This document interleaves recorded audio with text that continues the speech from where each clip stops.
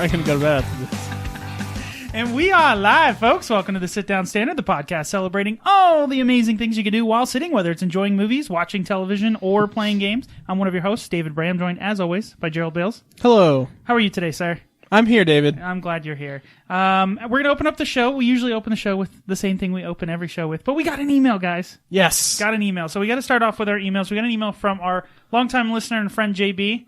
Long-time listener, first-time caller. Exactly. He writes in to sitdownstandard@gmail.com. Sitdownstandard@gmail.com. And what do you get if you email us, David? You get a $5 gift card to either Steam, Starbucks, or Amazon. So I need to email JB, find out which one he wants, and then go forward. Thank you, JB. Yes. So his question to us, since we love board games and video games, he writes to us and he says...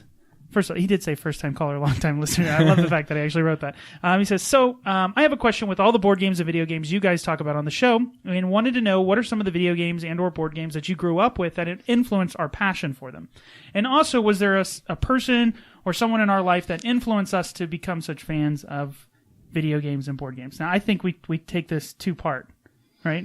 I think one I'll answer and one you'll answer. That's fine. Do you want me to go first? Yeah, go for it.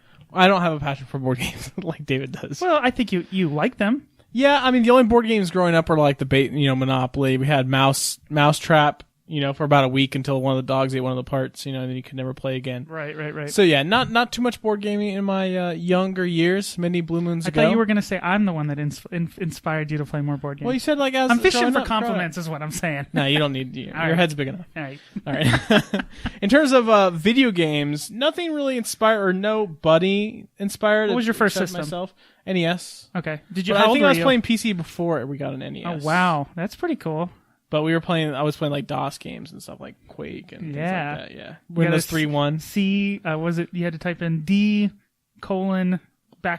C, but was it C? Because you would run it off the disk back in the day. Well, if it was the floppy drive, it's A drive. At 5 1/4, then it's a B drive. All these kids born in the 90s, like, what? What's a floppy? But the first thing, like, I played little video games a little bit, or on PC games and stuff. But what really inspired me is a group of friends. I think at the end of I want to say elementary school or early junior high, we went to like one of those LAN gaming places. It was called Cybertron. Oh, like a cafe. Yeah. Gotcha. Okay. Just gross, sweaty, hot, bunch of bodies, and playing Counter Strike. That was like my first like full on. I freaking love video games. Yeah. They have a new cafe here in Vegas. It's called, well, it's not new, but it's called Press Start, and there's no windows, or there's windows, but they're all like blacked out. Of course, it's just like they know what they're going for. Yeah. But it's right across from an Arby's. They know when you get hungry. Oh, it's bathrooms. Charged by the hour. Yeah. Anyway, dude, what inspired you? Okay, so my first games were introduced to me by my dad. Specifically, the first game was Star Tropics. Do you remember this game for NES? On NES, yeah, I had that game. The yo-yo, that was your weapon. So I remember playing that as a kid. I got it for, I want to say probably, so I was born in 85, same year I think that NES came to, because you had Famicom in Japan, and then came over here, and I think we got it, when I was maybe 6 or 7. So it had already been out for a number of years, so there was good games. So I remember what we got. Of course, you get Mario and Duck Hunt, which comes with it. But we got that, and we got Metroid. I think those were the two games. And my dad was like, love Star Tropics. It's cool. It was cool because it was new to everybody. Yeah. So he was like, wow. It's RPG, right? Yeah. It's like it's a lighter version of an RPG game. And I just remember I came home and started playing it, and then he didn't play it as much as I did because I was like 6, right? So one day he came home and he's like, you don't have to look at the controller anymore when you play? Like, because you would look at the buttons, and I'm like, no. You just know this one's B, this one's A. There's only 2 buttons, Dad. And it's weird now to think about there's only how do you not have to? Because he would look at the controller to get to remember. Yeah. And now it's just so. Do you look at the keyboard when you type? No, not anymore. Yeah. Actually, I would say same kind of premise. Yeah, exactly. So after that, then my cousin Keith, who came and visited us for something. I think he was in for work or something. In when I lived in Texas, and he brought with him, because he knew I liked video games at that point. He brought his Sega Genesis, his TurboGrafx 16, his Super Nintendo, and his Lynx. Remember that giant handheld? Yeah.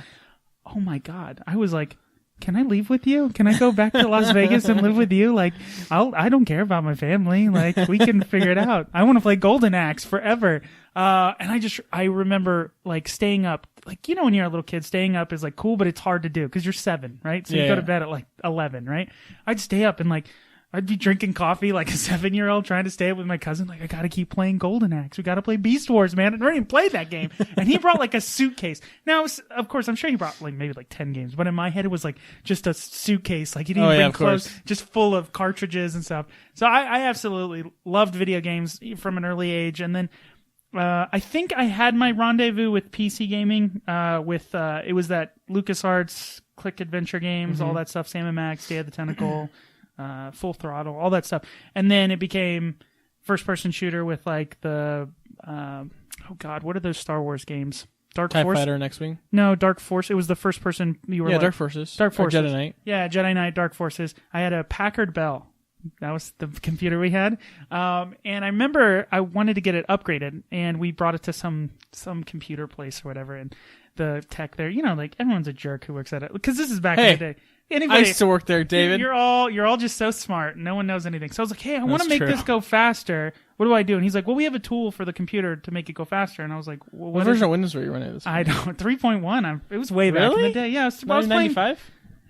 I don't know. I don't know when it was. But anyways, I asked the guy, I'm like, okay, how do we make it? Like, what do we do to make it? And he's like, we have a tool for this computer. And I was like, okay, what is it? And he's like, a sledgehammer. I was like, jerk. Yeah, asshole. Like, I'm a little kid. I just want more. Remember RAM used to cost like 4 gigs of RAM? Or it wasn't even 4. It was 4. I was so jealous because my megabytes. buddy in junior high high school, I think. Yeah. He had the first 3D FX card in our group. Voodoo. Like, oh, what? Yeah, Voodoo graphics. Yeah, man. We're like, oh, lucky. Like, I want to play. So awesome. Yeah, and then again, I used to go over my cousin Keith's because he was older. He had disposable income, so he could spend stuff like we do now on games. It's like kids now. If like they hung out with us, they'd be like, "You two are the coolest." Yeah, because we have money and we can do whatever we want. But my cousin had like Fallout, had all the original games on PC that looked amazing. Like I was just like, oh my god. So that was the video game thing, and I've loved video games ever since I was just a little kid. But I didn't like board games for a long time. I played the classic, the usuals, Monopoly, Scrabble, that stuff, and I just thought they were boring. And really, when I got introduced to board games, it was probably about 2.5 years ago. It was actually from the show Totally Rad Show, which is the thing that we're trying to do here, sort of. But in that vein, they had a game called Cash and Guns, which we've talked about on this. And I'm a huge fan of the Quentin Tarantino movie Reservoir Dogs. Okay. Love that movie. Of course, who doesn't? Of course, yeah. And there's the whole point, the way they sold the game on that show, because they talked about it on the show, was it's Reservoir Dogs, the board game. And I was like, I don't even care what it is. Like sold. But the whole point of that game is like you make a heist or whatever. You get back to the hideout, and then you're trying to split the loot, and everyone thinks they should get more cut than the other people, so you start pointing guns at each other, and there's this big standoff. And I was like, that sounds amazing. Bought it. I had to buy it like from some third party because it wasn't in print, which I didn't know at the time, because I'm like, what? It's like a video game. I'm like, what do you mean it's not in print? Like, what is that? Because it's not the same concept. Yeah. And so I bought it. I got a chip from like some other part of the world. It cost me a ton of money, and I played it, and I was like, this is a board game? Like, this is like, you can do this with a board game? And then I was like, let me try another one that they talk about, and it was The Resistance, which we've played, and we love. It's a social deduction, trying to figure out who's the spy and who's the resistance. And when was this? This was probably about 3 years ago. Oh, yeah. And it was those two games, and like just knocks out of the park, where it was like, I didn't know board games could like create these experiences, and then it was just... And a problem is what it turned into. Yeah, exactly. Well, I mean, it is a problem. Like, here's the thing with video games versus board games that they never tell you until you get too many. Video games don't take up a lot of space, like physical space, like hard drive. Get the disc, or you just trade them in, or you just get digital. Yeah, copies, you need like a couple shelves, and you have hundreds of games. You need a hard drive. With board games, you need space, like a lot of space, because these things take up a lot of space. Of course. Yeah. So yeah, at this point now, I'm running out of room. So that's actually curtailing my purchases. It's not necessarily that I don't want more. Do you have games that you have that you'd give away? I do. I've thought about that. I've talked about it on the show about doing like a spring cleaning. Games that I just unfortunately don't play anymore that aren't bad games. It's just, it's the same thing with video games. I'm sure you trade them in, or you don't finish them, or you don't play them, and then they feel like this like child that you haven't like, I feel bad. Like, I still haven't played Tomb Raider, which I let you borrow, and you played. And I look at it every day, and it's just staring at me like, David, you bought me. Why Gerald you used play? Me. How dare you? So it's just it's tough. It's a good problem to have. We have too much good stuff to do. If I were talking about like modern board games and stuff like inspiring, it would be you.